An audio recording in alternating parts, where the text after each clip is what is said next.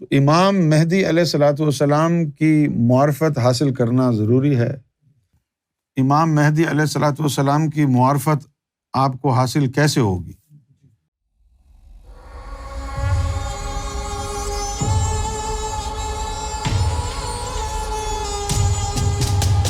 امام محمد باقر علیہ السلام کا ایک فرمان ہے، انسانوں کے لیے امام مہدی علیہ الصلوۃ والسلام کی معرفت کے سلسلے میں ان کے اس فرمان کا کیا مطلب ہے؟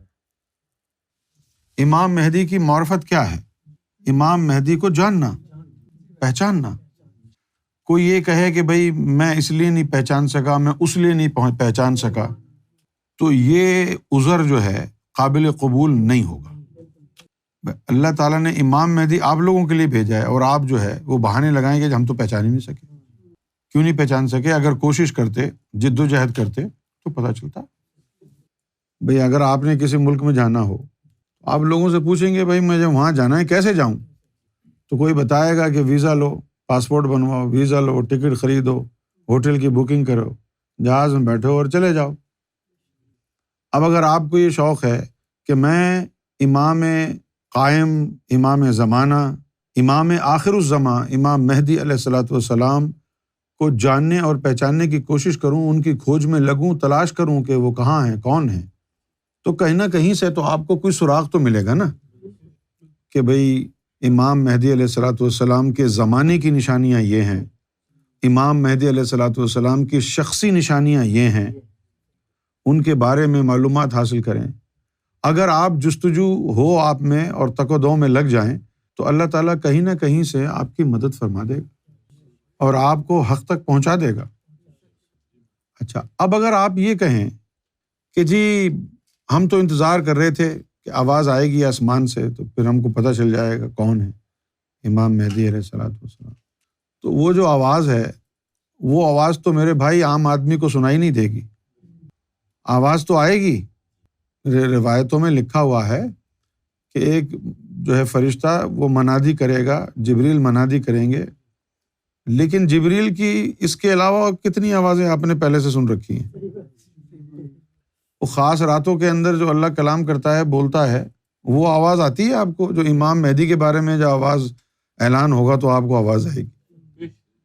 تو وہ جو حدیثوں میں جو آئی ہے بات کہ بھئی منادی ہوگی، جبریل علیہ السلام اعلان کریں گے اور بادل کا ایک ٹکڑا ان کے سر پر سایہ فگن ہوگا، تو یہ سارے مناظر اور یہ آواز تو ان لوگوں کے لیے ثابت ہوگی کہ جو اہل نظر ہیں، جو اہل چشم ہیں، اہل دل ہیں، اہل باطن ہیں، جن کی باطنی آنکھ کھلی ہوئی ہے، جن کے باطنی کان، باطنی سماعت جو ہے کھلا ہوا ہے، جن کا اللہ سے تعلق جڑا ہوا ہے، رسول اللہ سے تعلق جڑا ہوا ہے، جو جبریل کے آنے جانے سے واقف رہتے ہیں کہ بھئی ابھی تھوڑی دیر پہلے جبریل یہاں سے گزر کے گیا ہے۔ ظاہر ہے جب ایسے لوگ جن کو یہ پتہ ہو کہ اس وقت جبریل جو ہے وہ فلاں جگہ سے گزرا ہے، اب وہاں جا رہا ہے، اب وہاں جا رہا ہے، تو جب وہ جبریل اعلان کرے گا تو ان کو آواز نہیں آئے گی۔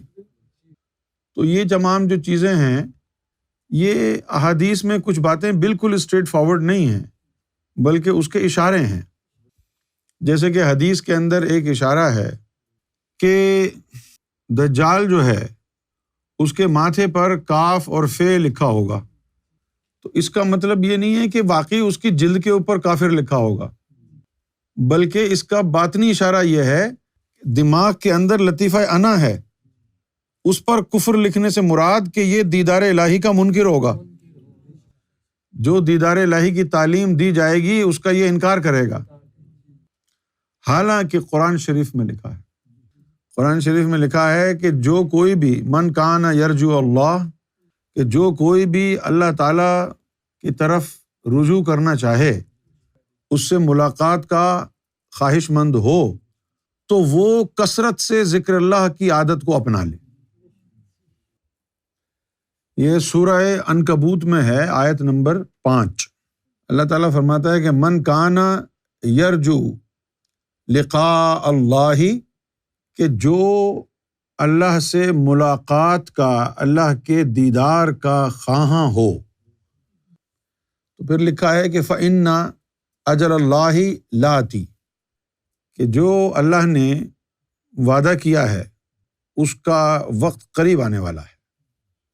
اب وہ وعدہ تو وہی تھا نا جو حضور نے فرمایا تھا کہ ان قریب تم اپنے رب کو اس طرح دیکھو گے، اور پھر اس کے بعد کہا وَهُوَ السَّمِيعُ الْعَلِيمُ، کہ اللہ جو ہے وہ سنتا بھی ہے اور اس کے پاس علم بھی ہے۔ اور سورۃ الاحزاب میں یہ آیا ہے لَقَدْ كَانَ لَكُمْ فِي رَسُولِ اللَّهِ أُسْوَةٌ حَسَنَةٌ، کہ بے شک نبی مکرم احمد مصطفیٰ صلی اللہ علیہ وآلہ وسلم کا جو کردار ہے، ان کا جو مزاج ہے، حضور کی جو شخصیت ہے، وہ تمہارے لیے مشعل راہ ہے۔ معلوم کیا ہوا کہ جیسا حضور کر رہے ہیں تم نے ویسا کرنا ہے، یہ ہے اسوۃ حسنہ کا مطلب، یعنی the prophet is leading you by example.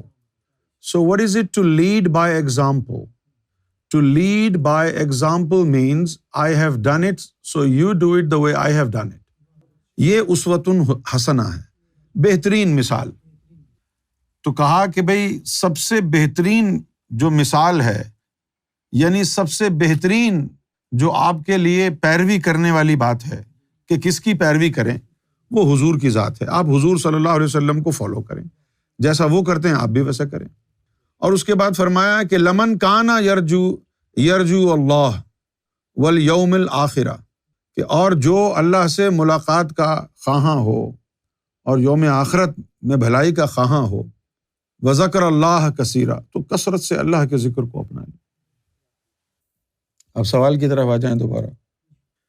تو امام مہدی علیہ الصلوۃ والسلام کی معرفت حاصل کرنا ضروری ہے۔ امام مہدی علیہ الصلوۃ والسلام کی معرفت آپ کو حاصل کیسے ہوگی؟ امام مہدی علیہ الصلوۃ والسلام سے تو پہلے تو نسبت جڑے، اس کے بعد ہی جانیں گے نا کہ کون ہے وہ۔